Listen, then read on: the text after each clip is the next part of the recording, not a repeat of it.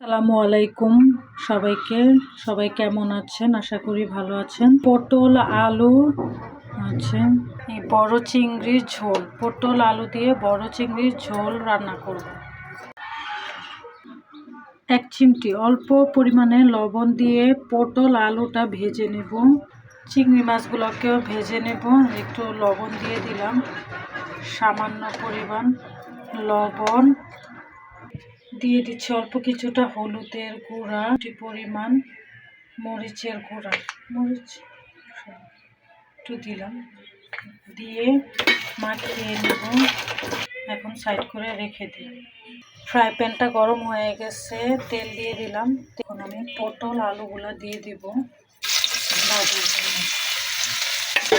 চুলার আঁচ একদম লো থাকবে, লো হিটে এগুলো মিনিট কয়েক ভেজে নেব।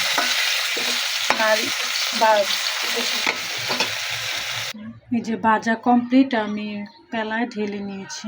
তো তেলটা গরম হওয়ার পরে চিংড়ি মাছগুলো দিয়ে দিলাম ভাজার জন্য। অল্প কিছু সময় উল্টে পাল্টে ভেজে নেব।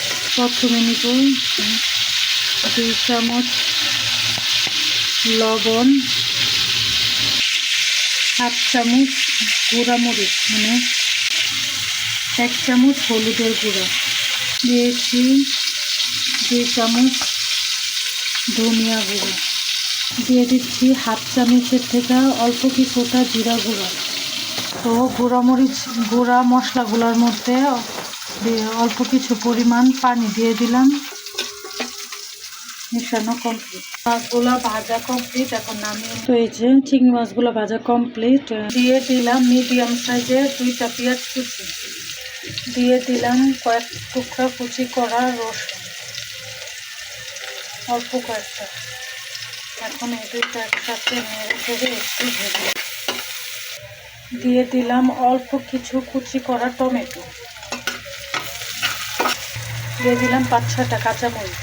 তো এর মধ্যে যে গুঁড়া করা মশলাগুলো, যে পানি দিয়ে লিকুইড করে নিয়েছি, এই মশলাগুলো অর্ধেকটা ঢেলে দিলাম, বাকি অর্ধেক পরে দিই। তো এখন মশলাগুলোর মধ্যে পেঁয়াজ টমেটো দিয়ে কিছুক্ষণ নাড়াচাড়া করে মিশিয়ে নিই। মশলাগুলো ভাজা আছে, এখন দিয়ে দিলাম পটল আর আলু ভাজাগুলো।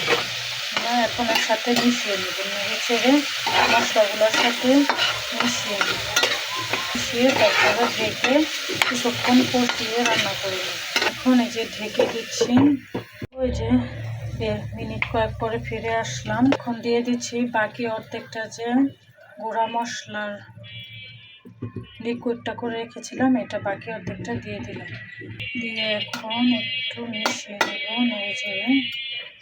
সাথে আর একটু পানি দিয়ে দিচ্ছি অল্প কিছুটা, একদম অল্প পরিমাণে গরম মশলার গুঁড়া, হোমমেড, বাসায় আমি তৈরি করেছি বিভিন্ন মশলা দিয়ে দিয়ে দিচ্ছি আরও বেশ কিছুটা লবণ, মানে চিমটি পরিমাণ একটু লবণ দিয়ে দিলাম, যেহেতু একটু বেশি করে পানি দিয়েছি। কিছুক্ষণ ঢেকে একটু রান্না করে মিশিয়ে।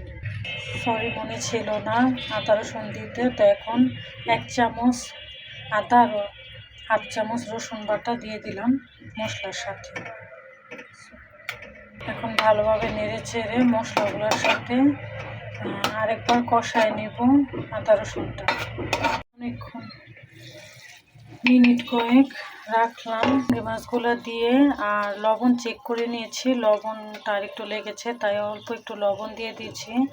আর ঝালের জন্য গুঁড়া মরিচ আর চিমটি দিয়ে দিয়েছি, অল্প কিছু পরিমাণ দিয়ে। তো চুলার আঁচ একদম লো থাকবে। কিছুক্ষণ সময় পরে ফিরে আসলাম, এই যে পুরো রান্না কমপ্লিট। মাশাআল্লাহ সুন্দর গ্রান বের হয়েছে, আর রান্নাটাও খুব সুন্দর হয়েছে।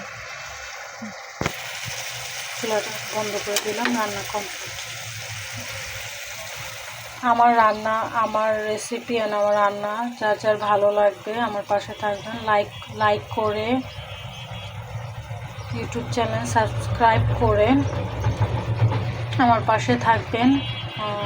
আর সবাই আমার রেসিপি যদি ভালো লাগে তাহলে বাসা রান্না করে ট্রাই করবেন, কমেন্ট বক্সে জানাবেন কেমন লাগলো, আমার রান্নাটা কেমন জানাবেন। প্লিজ সবাই লাইক সাবস্ক্রাইব করে পাশে থাকবেন।